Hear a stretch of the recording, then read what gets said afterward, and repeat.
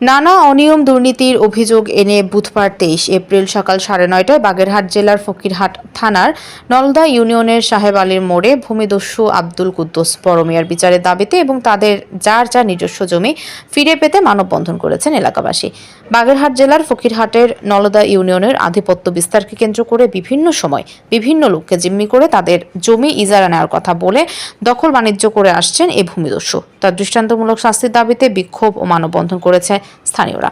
তার বিরুদ্ধে চাঁদাবাজি, ভূমি দখল, অর্থ আত্মসাৎ সহ নানা অনিয়ম দুর্নীতির অভিযোগ রয়েছে। সমস্যা হচ্ছে আব্দুল কুদ্দুস বড় মিয়া বাটা করতে আসে, তখন আমার আব্বাকে তাকে বলে এই জমি আমার লাগবে। বাটার সাইডে আমার আব্বার পৈতৃক সম্পত্তি সে নিচে এবং তার পরিবর্তে আমাকে জমি দেওয়ার কথা। জমি আজ দিয়ে কাল দিয়ে বকলো জমি পাবা না, অর্থাৎ 4 বিঘা 3 বিঘা জমি আমার দৃষ্টিকৃত সম্পদ, কলা দলিল আছে, ডকুমেন্ট রয়েছে। তারপরে সে জোর করে লোক দিয়ে হুমকি দেয়, বারবার হুমকি যাচ্ছে এবং জোর করে সেই গেট বন্ধ রেখে দিচ্ছে।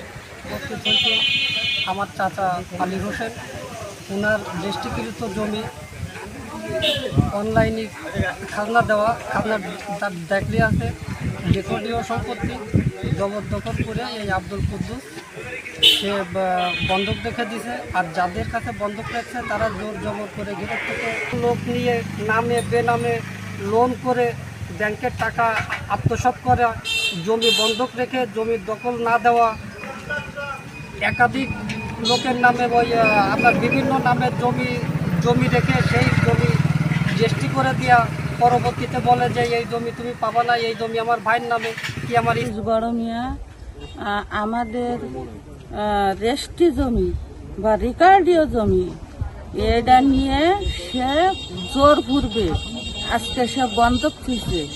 তাই আমরা সেই জমিতে জাতি মারতেছি না, আমরা গরিব মানুষ, এর জন্য আমাকে তোড় দিয়ে এটা আর কি সে বন্ধক ছুঁয়ে। মানববন্ধনে বক্তারা বলেন, ভাটার জমি লাগবে এমনটা কথা বলে জমি ইজারা নিয়ে পরবর্তীতে ভুয়া দলিলপত্র করে দীর্ঘদিন সেই জমি ভোগ করে আসছে। ভবিষ্যতের এমন কর্মকাণ্ড যেন কেউ করতে না পারে সেই বিষয়ে সচেতন মহল এবং প্রশাসনের প্রতি দৃষ্টি আকর্ষণ করেছেন এলাকার জনগণ। মোহাম্মদ হাফিজুর রহমান, ডাক বাংলা টিভি, বাগেরহাট।